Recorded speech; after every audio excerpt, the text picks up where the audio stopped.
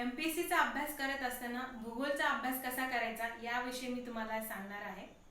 भरपूर जणांना भूगोल हा विषय अवघड जातो, कारण की खूप लक्षात ठेवायचं असतं त्याच्यामध्ये आणि वेगवेगळ्या जिल्ह्याच्या वेगवेगळ्या गोष्टी असतात आणि भरपूर वेळा कन्फ्युजन होतं। तर ते कन्फ्युजन कसं दूर करायचं याविषयी मी तुम्हाला सांगेन। आता भूगोलचा अभ्यास करताना एक गोष्ट नेहमी लक्षात ठेवा की तुम्ही अभ्यास नकाशासोबतच केला पाहिजे। म्हणजे चौथीचं जर तुम्ही महाराष्ट्र शासनाचं जुनं पुस्तक बघितलं तर त्यामध्ये एकदम पद्धतशीरपणे दिलेलं आहे। महाराष्ट्राचा भूगोलचा अभ्यास करत असताना तुम्ही एक जिल्हा घ्या, म्हणजे तुम्ही जर नागपूर जिल्ह्याचा अभ्यास करत असाल तर त्या जिल्ह्यामध्ये वनक्षेत्र किती आहे, खनिक्षेत्र किती आहे आणि तिथे पर्जन्य म्हणजे पाऊस किती पडतो, ह्या सगळ्या गोष्टी बाजूला काढून ठेवा। तसंच सगळ्या जिल्ह्यांच्या बाबतीत तुमच्या त्या नोट्स झाल्या पाहिजे। आणि त्यानंतर जिल्ह्यात खनिजाचा अभ्यास करत असताना तुम्ही जर नकाशा ठेवून अभ्यास केला तर तुम्हाला एक लक्षात येईल की जिथे जास्त पाऊस पडतो तिथे खनिजाचं प्रमाण जास्त आहे। तर ह्या ज्या छोट्या छोट्या गोष्टी आहेत त्या नकाशा घेऊन अभ्यास केल्यामुळे क्लिअर होतील। आणि त्यानंतर किती प्रशासकीय विभाग आहेत, एका प्रशासकीय विभागामध्ये किती लोकसंख्या आहे याचा अभ्यास पण तुम्हाला नकाशाच्या मदतीने करता येईल। कारण की तुम्हाला असं दिसून येईल की जिथे जास्त पाऊस आहे किंवा जास्त काय म्हणता येईल जंगले आहेत तर तिथे लोकसंख्या कमी आहे। जसं आपण कोकणाचं उदाहरण घेऊ शकतो किंवा विदर्भाचं उदाहरण घेऊ शकतो। आणि त्यानंतर महाराष्ट्राच्या भूगोलचा अभ्यास करताना एक महत्त्वाचा टॉपिक आहे तो पिके। तर कुठली पिके कुठल्या जिल्ह्यामध्ये जास्त येतात किंवा फळं जास्त येतात आणि त्याच्यानंतर त्याच्या पिकांचा अभ्यास करत असताना तुम्ही त्यासोबतच इकॉनॉमिक्सचा पण थोडा पार्ट घेऊ शकता। म्हणजे त्याची आयात निर्यात कशी होते आणि त्या जिल्ह्याला त्या पिकाचा किती फायदा होतो। म्हणजे जसं की नांदेडमध्ये हातगाव तालुक्यात सर्वात जास्त केळी पिकते आणि अर्धापूर तालुक्यात सगळ्यात जास्त केळी पिकते। तर त्या पिकाचा त्याच्या इकॉनॉमीवर कसा परिणाम होतो हे पण तुम्हाला इकॉनॉमिकच्या दृष्टिकोनातून अभ्यास करता येईल। आणि त्यानंतर एमपीएससी साठी महाराष्ट्राचा भूगोल सगळ्यात जास्त महत्त्वाचा आहे। पण आपण जेव्हा सिलेबस बघतो त्यामध्ये थोडं भारताचा भूगोलचा सुद्धा त्यांनी सिलेबस मेन्शन केला आहे। तर तुम्ही भारताचा भूगोलचा अभ्यास करताना सुद्धा नकाशाचा वापर करून अभ्यास करू शकता। आणि भारतात म्हणजे आता मी तुम्हाला पर्वतरांगांचं सांगेन। सुरुवातीला भारताचा भूगोलचा अभ्यास करत असताना की सगळ्यात पहिल्यांदा तुम्ही कोणत्या कोणत्या पर्वतरांगा कुठल्या कुठल्या राज्यात येतात तर त्या एकदम सिरियली पाठ करा। म्हणजे काश्मीर पासून ते खाली कन्याकुमारी पर्यंत कुठल्या कुठल्या पर्वतरांगा आहेत जर तुम्ही अशा सिरियली लक्षात ठेवल्या किंवा त्याच्यात तुम्ही ट्रिक करू शकता तर ते तुम्हाला खूप चांगल्या पद्धतीने लक्षात राहील। आणि महाराष्ट्राचा भूगोलचा अभ्यास करत असताना सुद्धा पर्वतरांगाचा पण तुम्ही तसाच अभ्यास करा। म्हणजे त्याचा एक तुम्हाला जसं लक्षात राहील तसं तुम्ही त्याची ट्रिक बनवू शकता।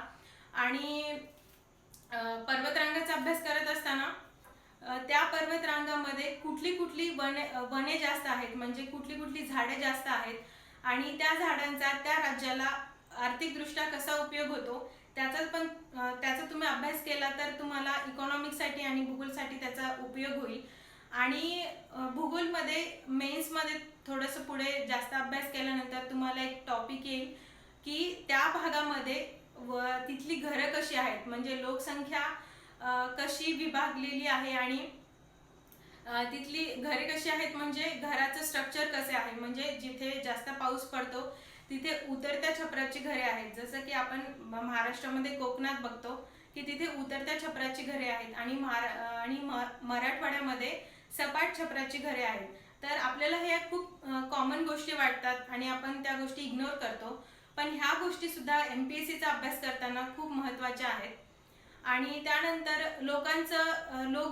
जीवन कसं आहे, म्हणजे लोकजीवन कसं आहे, त्यांचे कपडे कसे आहेत, ह्या गोष्टी सुद्धा परीक्षेत विचारल्या जातात। कारण मागे एमपीएससीच्या परीक्षेमध्ये PSI-ST आणि राज्यसेवेच्या परीक्षेला सुद्धा असं एक प्रश्न आला होता की दोन माणसांचे फोटो दिले होते, म्हणजे एका बाईचा आणि एका माणसाचा फोटो दिला होता. ते आदिवासी होते आणि हे कुठल्या जातीत येतात, हे आदिवासी कुठल्या जातीत येतात असा प्रश्न विचारला होता. तर आपण असं काहीच सोडून, म्हणजे अभ्यास करत असताना कुठलाच टॉपिक तुम्ही भूगोलामध्ये सोडू नका, कारण की MPSC भूगोलामध्ये थोडंसं जास्त डीपमध्ये जाऊन प्रश्न विचारते. आणि सगळ्यात पहिल्यांदा हे सांगायचं राहिलं की सिलेबस सोबत ठेवून तुम्ही अभ्यास करा.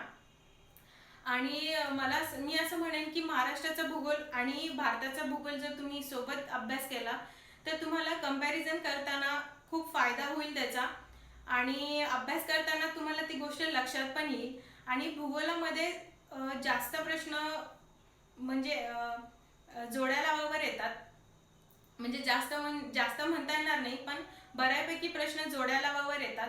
तर ते कधी कधी सोपं पण पडतं आणि कधी कधी खूप हार्ड पण पडतं, कारण की जर तुम्हाला सगळ्या जर बरोबर माहिती असतील, म्हणजे सगळ्या जोड्यांची उत्तरं बरोबर माहिती असतील, तर तुम्ही तुमचे ते हक्काचे मार्क होऊ शकतात, नाहीतर तुम्ही निगेटिव्हमध्ये जाऊ शकता. आणि त्यानंतर भूगोलामध्ये एक महाराष्ट्राचा भूगोलाचा अभ्यास करत असताना तुम्ही सगळ्यात पहिल्यांदा 4थी ते 12वी पर्यंत जे महाराष्ट्र शासनाची पुस्तकं आहेत सिलेबसची, त्याचा तुम्ही जरूर अभ्यास करा आणि त्याची नोट्स काढा. जर तुम्ही फ्रेशर असाल, एकदम आताच अभ्यासाची तयारी करत असाल, तर तुम्ही नोट्स काढायला विसरू नका, कारण की भूगोलाचा अभ्यास करत असताना नोट्स खूप महत्त्वाच्या होतात. कारण मी पण सुरुवातीला नोट्स काढल्या होत्या, पण त्या एक पूर्ण 200 पेजेसची वही भरली होती माझी 4थी ते 12वीच्या नोट्स काढत असताना. पण नंतर माझ्या लक्षात आलं की एवढं नोट्स काढायची गरज नाही. तुम्हाला ज्या गोष्टी लक्षात राहत नाही तेवढंच फक्त तुम्ही तेवढा शब्द लिहिला तरी चालेल, पूर्ण वाक्य सुद्धा लिहायची गरज नाही. आणि बाजारामध्ये असे रिकामे नकाशे मिळतात, म्हणजे आउटलेट असलेले नकाशे मिळतात, त्याचा तुम्ही खूप उपयोग करून घेऊ शकता. म्हणजे मागे एक प्रश्न आला होता की एक महाराष्ट्राच्या जिल्ह्याचा एक आउटलेट होता आणि एका पर्टिक्युलर ठिकाणी त्यांनी डॉट मारला होता आणि विचारलं होतं की हा कुठला जिल्हा आहे. तर अशा जर तुम्ही नकाशाच्या सोबत जर तुम्ही अभ्यास केला तर तुम्हाला खूप फायदा होऊ शकतो. जर तुम्हाला हा व्हिडिओ आवडला असेल तर लाईक बटनवर क्लिक करा आणि तुमच्या मित्रांसोबत हा व्हिडिओ शेअर करा. आणि अशाच काही महत्त्वपूर्ण व्हिडिओसाठी माझ्या चॅनलला सबस्क्राईब करा. हा व्हिडिओ बघितल्याबद्दल थँक्यू.